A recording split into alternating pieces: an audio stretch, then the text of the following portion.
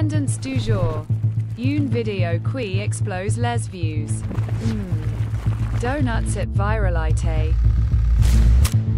Ce gars, c'est Matthew Bogdanos. Il est adjoint au procureur de Manhattan et il est devenu mondialement célèbre grâce à une de ses spécialités, le trafic d'antiquités. Mais ce qui va l'embarquer dans sa plus grande affaire, c'est pas une opération d'Interpol, c'est un mail, un simple mail avec une photo de Kim Kardashian. Alors bien sûr, vous vous dites qu'un enquêteur de cette envergure, qui enquête sur des meurtres tous les jours, il n'en a pas grand-chose à faire de Kim Kardashian. Sauf que, sur cette photo, il y a aussi un magnifique sarcophage doré qui vaut 4 millions de dollars. Or, Bogdanos connaît bien ce sarcophage. Cette pièce de collection unique appartient au Metropolitan Museum de New York, un des 5 plus grands musées du monde. Mais là où ça devient franchement intriguant, c'est que, selon l'informateur de Bogdanos, ce sarcophage n'a aucune raison d'être là.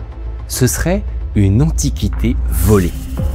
Il affirme même tenir cette information du pilleur de tombes qu'il a excavé illégalement en 2011. Bogdanos décide de creuser et ce qu'il va découvrir dépasse tout ce qu'il avait imaginé. Vous pensiez que le trafic d'art c'était des gentlemen en costume ou des aventuriers à la Nathan Drake? Et ben oubliez tout ça et bienvenue dans le vrai marché noir de l'art.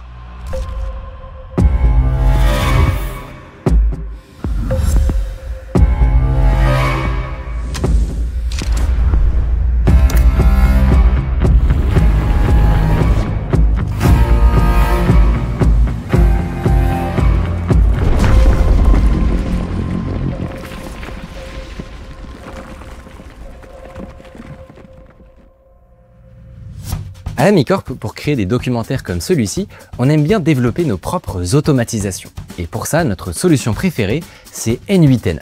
Pour ceux qui ne connaissent pas, N8N c'est un peu comme Zapier, mais en open source. Vous pouvez automatiser n'importe quoi. Envoi de mail, LLM, support client, vous pouvez même créer des agents autonomes. Et justement, notre partenaire Hostinger est le premier hébergeur à proposer N8N de préinstaller sur leur VPS. Je vous conseille pour ça le KVM2 avec 2 cœurs vCPU AMD EPIC, 8 Go de RAM et 100 Go de NVMe. Pour 6,99 € par mois sur 12 mois, c'est absolument imbattable. Avec le code NICODE, vous aurez même une réduction de 10%. Je vous ai fait une vidéo d'initiation complète dans la description et on reprend. Matthew Bogdanos est un militaire de métier, mais il a une obsession. Les civilisations anciennes, les pharaons, Babylone, l'empire d'Alexandre. Pour lui, c'est pas que de l'histoire, c'est du patrimoine vivant qu'il faut défendre comme un territoire. Et puis un jour, pendant la guerre d'Irak, il est là sur le terrain, en uniforme, et il voit un truc qu'il va jamais oublier. Le musée de Bagdad, éventré par une explosion, et derrière, les pillards qui foncent, qui cassent tout, et qui embarquent des œuvres magnifiques remontant aux origines de la civilisation humaine. Alors, en pleine zone de guerre, il monte une équipe pour retrouver les objets volés. C'est là qu'il découvre que le trafic d'antiquités n'a rien d'un jeu d'aventurier romantique. C'est un monde souterrain, opaque, traversé par les mêmes violences que le trafic de drogue ou d'armes, avec des enlèvements, des assassinats et de la corruption à tous les étages. Par une traque sans relâche, Bogdanos retrouve des milliers de pièces. Mais il n'arrive pas à suivre le rythme des pillages qui se multiplient. Alors, au bout de quelques années, il rentre à New York, écœuré. Désormais, il va passer sa vie à traquer les antiquités pillées. Until each and every piece that was stolen from the museum is returned to the Iraqi people, I will continue to be haunted by what is missing. Mais en 2011, une onde de choc se propage à travers tout le Moyen-Orient. Depuis 12 jours, des affrontements opposent régulièrement la police à des manifestants.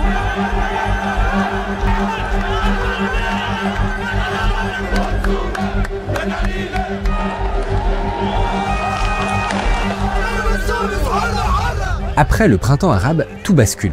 Le chaos politique laisse des centaines de sites archéologiques à l'abandon. Et pendant que les régimes s'effondrent, les pilleurs, eux, ils creusent. Et Bogdanos voit le trafic prendre des dimensions ahurissantes. En analysant des images Google Earth, des chercheurs de Cambridge découvrent des milliers de cratères creusés à la hâte sur la plupart des sites archéologiques de la région. Le sous-sol du Moyen-Orient est littéralement en train de se faire siphonner. Pire, en 2015, grâce à des documents saisis par la coalition internationale, Bogdanos fait une découverte encore plus choquante. Daesh a créé une division des antiquités, une vraie bureaucratie du pillage qui délivre des permis d'excavation et taxe les fouilles.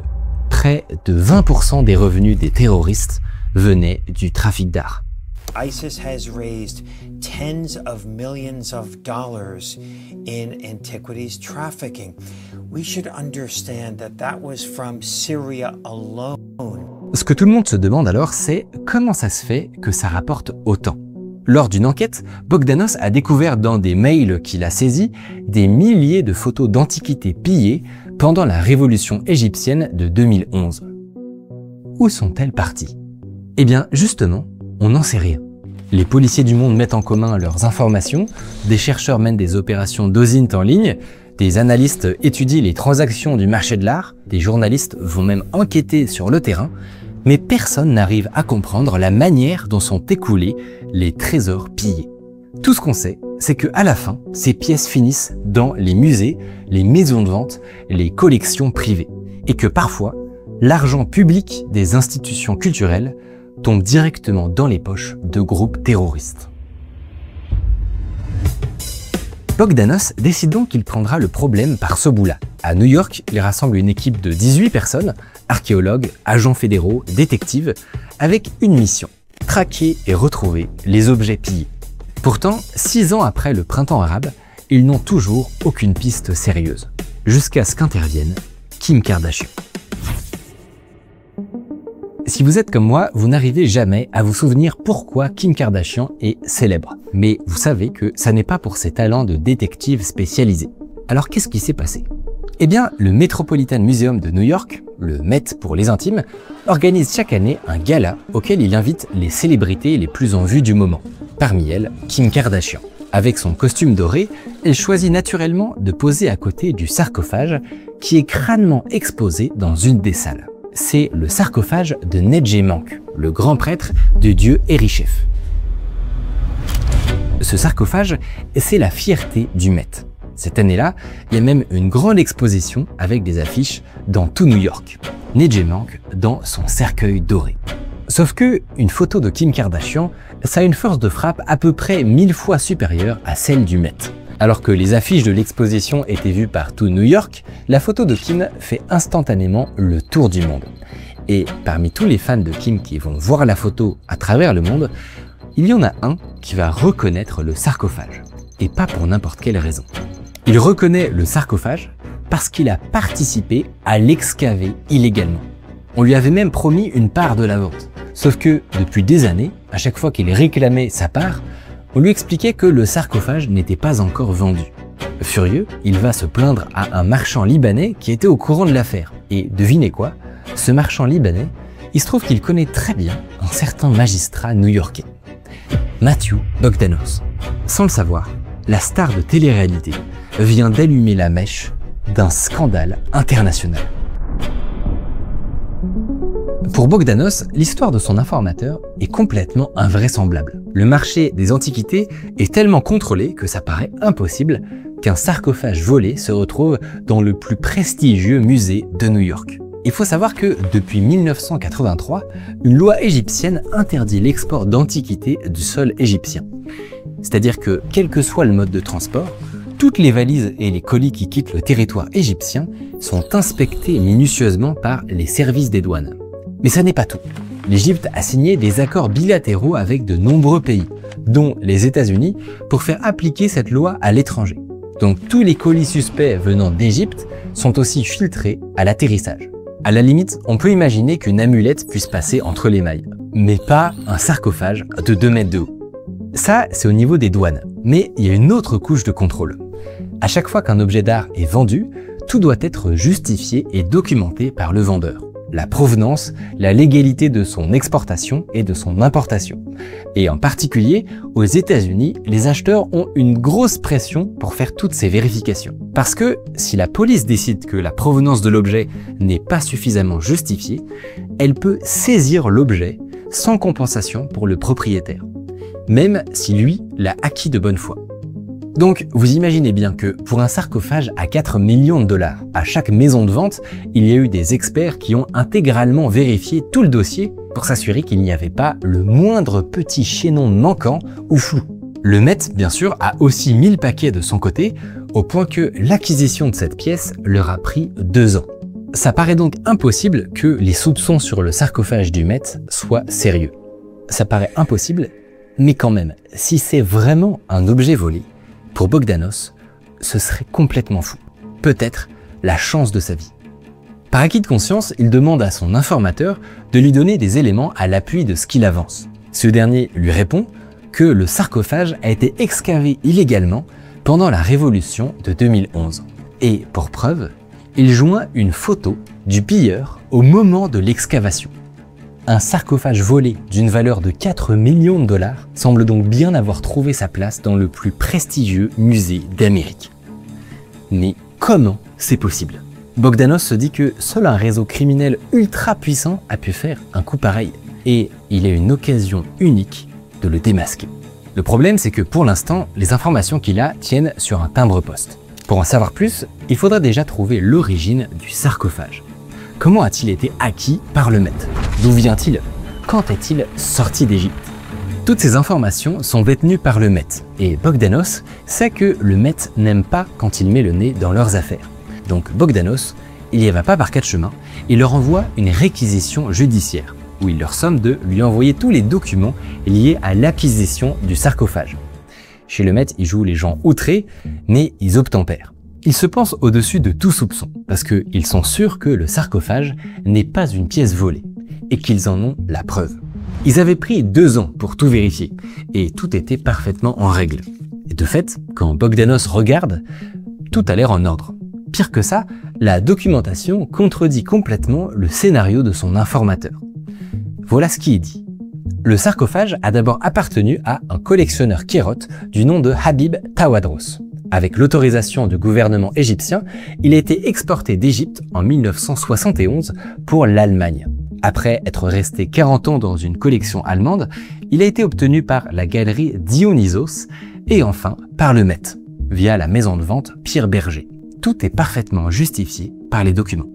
Bogdanos trouve même un certificat attestant l'export en mai 1971 avec le numéro de licence de Habib Tawadros.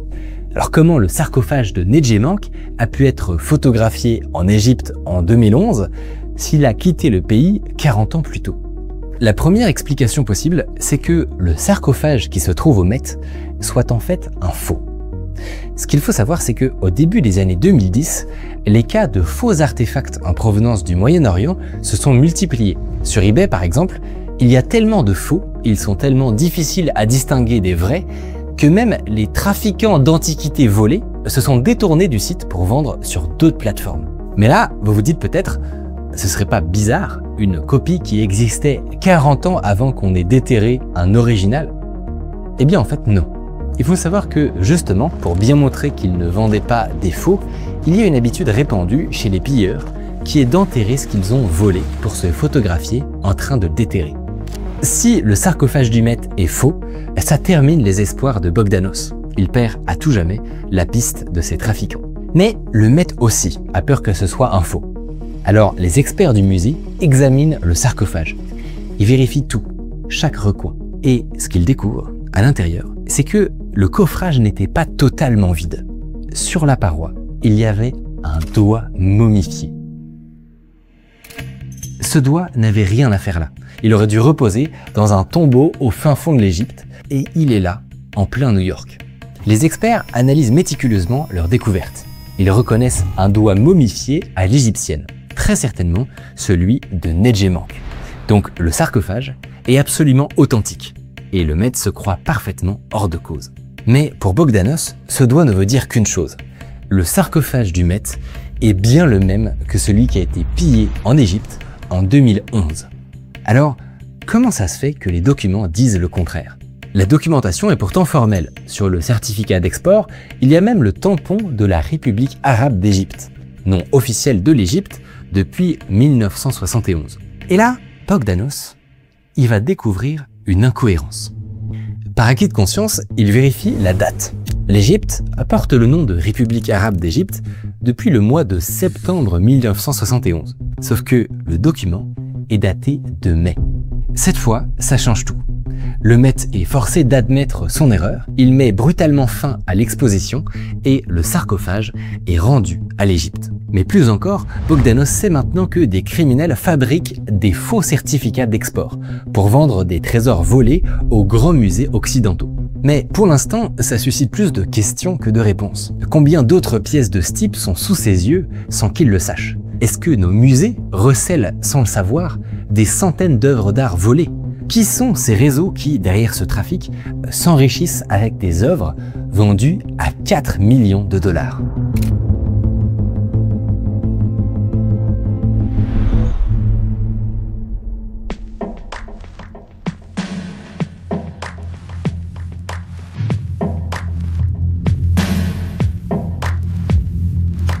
Pour élucider ce mystère, Bogdanos examine le faux certificat. Il pourrait peut-être y trouver des indices sur celui qui l'a fabriqué, et donc sur les auteurs du trafic.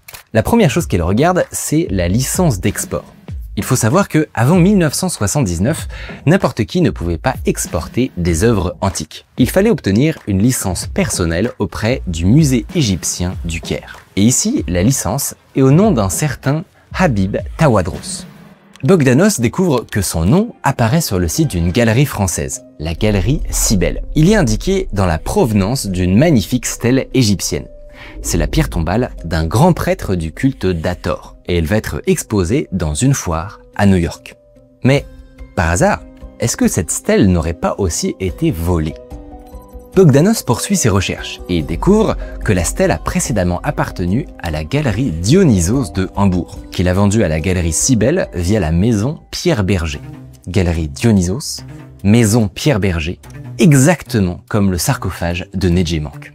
Mais pour l'instant, ça ne prouve rien. Bogdanos a alors une intuition. Souvenez-vous, il avait saisi des milliers de photos des pillages qui avaient eu lieu lors de la Révolution de 2011. Et en vérifiant celle-ci, il retrouve un cliché montrant une stèle brisée en deux. Ce genre de cassure, il connaît bien. En fait, les pilleurs le font souvent exprès. Ça facilite le transport clandestin et ça rend les pièces plus faciles à dissimuler. Sur la photo saisie, la coupure traverse la 6e ligne de hiéroglyphes. Il retourne alors sur le site de la galerie Cybèle et lit dans la description de la stèle mise en vente « Cassure médiane, ligne 6 restaurée ». Bingo, c'est la même que sur la photo. Grâce à cette preuve, Bogdanos peut saisir la stèle dès son arrivée à New York. Il peut aussi récupérer toute la documentation détenue par la galerie Cybèle, des tas de précieux papiers qui pourraient le mettre sur la piste du mystérieux Tawadros. Il s'empresse d'examiner le certificat. Il est probablement faux, mais cette fois, rien à dire. Si ce n'est une impression de déjà-vu. Les mêmes dates, les mêmes polices, les mêmes phrases que dans le certificat du sarcophage. Plus frappant encore, dans les deux documents, les lettres G et B sont systématiquement décalées par rapport aux autres lettres. Bogdanos en est maintenant certain, les deux certificats ont été tapés avec la même machine à écrire. Tout porte à croire que l'antiquaire fabriquait de faux certificats à la chaîne. Mais alors, qui est donc ce mystérieux Tawadros? Il reste une dernière piste pour Bogdanos, la licence d'export. À ce stade, tout ce que Bogdanos sait, c'est que le tampon est faux. Mais la licence, elle, est peut-être vraie. Tawadros aurait pu utiliser une vraie licence d'export valable jusqu'en 1979 pour antidater des nouveaux documents. Ça aurait rendu ces papiers d'autant plus crédibles. Et si cette licence existe, ça veut dire que le musée du Caire a peut-être des informations. Ce qu'il faut savoir, c'est que à l'époque, lorsque le musée du Caire recevait une demande de licence, il devait instruire une enquête sur le demandeur. Avec un peu de chance, ils ont peut-être gardé une trace de tout ça. Bogdanos consulte les archives et il découvre que la licence de Tawadros y est bien enregistrée. Mais quelque chose ne colle pas. Tawadros était visiblement un marchand actif dans les années 30. Et il a vendu des objets de collection au musée jusque dans les années 40. Le pillage ayant eu lieu en 2011, il est assez peu probable qu'un vieillard centenaire y ait participé. Donc, il y a des usurpateurs. Et de fait, en 1971, 4 frères avaient été condamnés pour avoir usurpé l'identité de Tawadros, les frères Simonian. Ils utilisaient sa licence pour exporter des antiquités, mais leurs affaires vont mal tourner. En 1975, le dernier des 4 se fait tuer dans une ambassade à cause d'un différend avec d'autres contrebandiers. Les 3 autres quittent l'Égypte. L'un s'installe aux États-Unis et les 2 derniers en Allemagne, à Hambourg, où ils ouvrent une galerie d'art, la galerie Dionysos.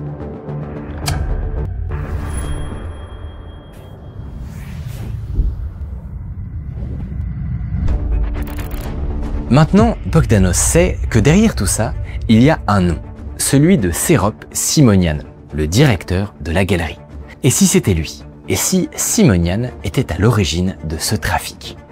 Bogdanos n'a qu'une envie, c'est d'aller confronter la galerie Dionysos. Mais il ne peut pas, parce que la galerie est à Hambourg et que lui, sa juridiction, c'est New York. Par contre, il peut viser les mails de Simonian hébergés aux États-Unis par Google. Le problème, c'est qu'il faut de sérieuses preuves liant Simonian au trafic pour obtenir un mandat de perquisition. Pas de mandat, pas de mail. Bogdanos tente donc de faire avancer son dossier en alertant les polices européennes. Mais côté allemand, ça traîne. Il n'y a pas d'unité dédiée au trafic d'art. Et visiblement, un manque de coordination entre la police fédérale et les polices locales. Résultat, il ne se passe rien. Par contre, la police française lui révèle une information troublante. Si vous vous souvenez bien, Serop Simonian a fait appel à une maison de vente française pour vendre le sarcophage et la stèle, la maison Pierre Berger. Officiellement, son rôle est d'expertiser les œuvres et d'organiser les enchères entre galeries et collectionneurs. Rien d'inhabituel en apparence. Mais ce que les enquêteurs découvrent, c'est que le sarcophage et la stèle n'étaient que la surface de l'iceberg. Les Simonian présentaient leurs faux papiers à un expert de la maison, un certain Christophe Kunicki, et ce dernier se portait systématiquement caution. Or, dans le milieu, Kunicki, ça n'est pas n'importe qui. C'est le plus grand expert en antiquité méditerranéenne. Grâce à la réputation de Kunicki, les Simonian ont pu écouler un nombre considérable de pièces aux plus prestigieuses institutions, et notamment au Louvre Abu Dhabi. Sarcophage sculpté du Caire de la princesse Enoutaoui, 3,5 millions. Stèle de Toutankhamon, 8,5 millions. Tête de Cléopâtre en marbre, 35 millions. Pour Bogdanos, c'est un choc. Ça n'est plus quelques pièces isolées, c'est un trafic organisé à grande échelle. Mais pour l'instant, il n'a pas de preuves formelles contre la maison Dionysos. Il faudrait que les Allemands bougent, mais vu leur niveau d'implication, ça pourrait encore traîner des années. Chaque mois qui passe, les Simonian peuvent continuer leur trafic en toute impunité. Pour Bogdanos, c'est une torture. L'enquête aurait pu rester au placard encore longtemps si, au Canada, un événement complètement improbable n'avait pas débloqué la situation. Une vengeance passionnelle. Un jour, Bogdanos reçoit un appel de la police canadienne. Une femme les a contactés dans le but d'obtenir la garde de son fils. Jusque-là, situation parfaitement banale. Mais pour appuyer sa demande, elle a déclaré avoir la preuve que son mari est un dangereux criminel. Elle aurait profité de son sommeil pour fouiller ses affaires et prendre des photos de ses documents. Sur l'un d'eux, on voit des antiquités volées, dont le sarcophage de la princesse Enoutaoui, vendu au Louvre Abu Dhabi. Et devinez la profession de son mari, gérant de notre galerie préférée, la galerie Dionysos. C'est la preuve qui manquait. Un juge français émet un mandat d'arrêt international contre Simonian et les policiers français perquisitionnent la maison Pierre Berger. Mais surtout, Bogdanos peut accéder aux mails tant convoités. À New York, les enquêteurs sont tous fébriles. Ils vont peut-être enfin trouver des réponses à toutes leurs questions. Comment les pilleurs sont-ils parvenus à trouver des œuvres aussi magnifiques dans le sol du Moyen-Orient? Comment les ont-ils fait passer en Europe sans détection? Comment ont-ils réussi à tromper les plus grands musées? La première chose que les enquêteurs découvrent dans les mails, c'est l'origine du sarcophage. Pendant le chaos de la révolution égyptienne, des pilleurs l'ont repéré dans la région de Minya et ils l'ont discrètement excavé. Ils ont alors découvert que la momie de Nejemank était toujours à l'intérieur. Dans la précipitation, ils l'ont jetée dans le Nil sans se rendre compte qu'un des doigts était encore collé dans le coffrage. Dans la foulée, les enquêteurs découvrent aussi l'origine des stèles, du buste de Cléopâtre et toutes ces magnifiques pièces qui feraient mourir de jalousie les plus grands archéologues. En fait, toutes ces antiquités auraient été pillées par des professionnels de la fouille. Contrairement à ce qu'on pourrait croire, les pilleurs ne sont pas des bandits de grand chemin. Ce sont souvent des villageois locaux, parfois même des experts en archéologie. En temps normal, ils travaillent pour les campagnes de fouilles officielles qui font vivre des villages entiers. Mais en temps de guerre, il faut bien qu'ils mangent. Et donc, ils continuent d'excaver. Cette fois, pour le marché noir. Mais tout ça ne nous dit pas comment les antiquités atterrissaient en Europe à l'insu des douanes. Pour arriver à faire ça, il fallait réussir deux choses. Passer les douanes au départ et à l'arrivée. Le départ, ça n'a pas dû être un gros problème. Les contrebandiers ont probablement caché la marchandise dans un conteneur du port d'Alexandrie. Et comme c'était la guerre, les douaniers, ils avaient d'autres chats à fouetter. En revanche, l'arrivée en Europe, c'est un autre sujet. Imaginez, vous débarquez en Allemagne une caisse de plus de 2 mètres de long en provenance d'Égypte. Alors, en pleine guerre civile. Ça aurait été 100% grillé. Alors, comment ils ont fait ?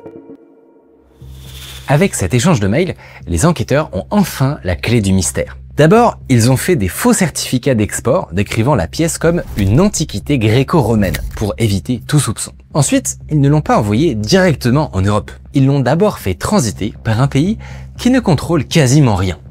Est-ce que vous devinez lequel ? Depuis le temps qu'on vous en parle, il s'agit évidemment de Dubaï.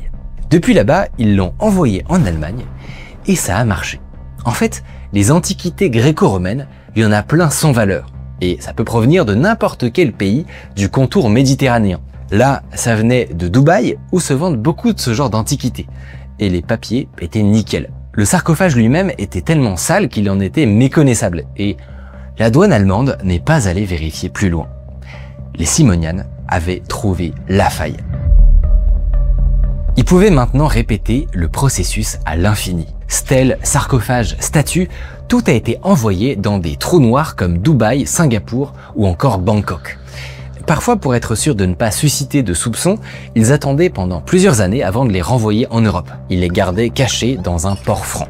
Une fois que la situation politique se calmait, les Allemands devenaient moins regardants et hop, la marchandise pouvait passer sans problème. Malgré tout, les enquêteurs sont perplexes. Si tout ça est vrai, ça veut dire qu'en Allemagne, année après année, la galerie Dionysos avait pu accumuler des antiquités égyptiennes en provenance de Dubaï sans que personne n'y trouve rien à redire. Pourtant, en Allemagne, il y a des autorités culturelles qui sont précisément chargées de veiller à ce que les musées fassent leur due diligence. Et ces gens-là n'auraient rien vu. Ça paraît bizarre. La police allemande se décide finalement à perquisitionner la galerie Dionysos. Ils inspectent la documentation de toutes les antiquités et ils découvrent la vérité. En réalité, les Simonian avaient trouvé la parade ultime pour être à l'abri de tout soupçon. Ils avaient fait en sorte que aucune de leurs antiquités égyptiennes ne provienne de Dubaï ou de Singapour. Du moins, pas directement. Ils avaient passé un accord de prêt occulte avec des musées allemands. Ils leur prêtaient les antiquités volées et en échange, les musées acceptaient de stocker les pièces pendant de longues années. Les musées étaient trop heureux de pouvoir exposer de si beaux objets gratuitement et les pilleurs de pouvoir blanchir leur provenance. C'était brillant. Reste la dernière énigme.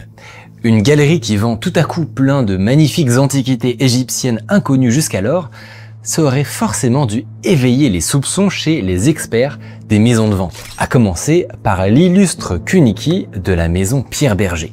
Pour tenter de comprendre, les enquêteurs examinent plus précisément les échanges de mails entre la galerie Dionysos et la maison Pierre Berger, et ils sont sous le choc. En fait, Kunicki était de mèche. Il était dans le coup depuis le début. Il conseillait même le gérant sur les pièces d'intérêt à acheter, sur leur restauration, et lui disait quels documents il fallait forger pour blanchir leur provenance. Pour ça, il avait chiné une vieille machine à écrire et réutilisait indéfiniment les mêmes templates qu'il faisait valider par Kunicki. Cette dernière révélation est un coup de tonnerre dans le monde de l'art. C'est un petit milieu où tout le monde se connaît et Kunicki avait une réputation irréprochable. Ils vont tous être mis en examen pour escroquerie. Le directeur du Louvre aussi, pour son implication dans les achats de son musée d'Abu Dhabi. Le réseau Simonian, lui, est démantelé.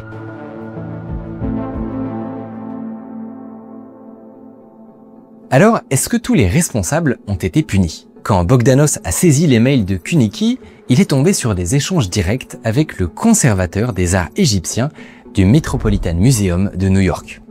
Des mails que Kunicki demandait systématiquement de supprimer. Pourtant, personne au Met n'a été inquiété. Le musée a simplement promis de faire mieux. Sauf que, ironie du sort, en 2023, un consortium de journalistes a passé au crible tout le catalogue du musée. Plus d'1 millier d'œuvres avaient une provenance douteuse. Bogdanos est lui bien conscient que arrêter uniquement les trafiquants ne sert qu'à gagner un peu de temps, tout au plus. Et c'est ce qu'il a fait, gagner un peu de temps. Lui se bat car il a vu de ses yeux où finissait l'argent de ce terrible trafic. Mais tant que les musées, les galeries et les collectionneurs continueront de fermer les yeux, rien ne changera vraiment.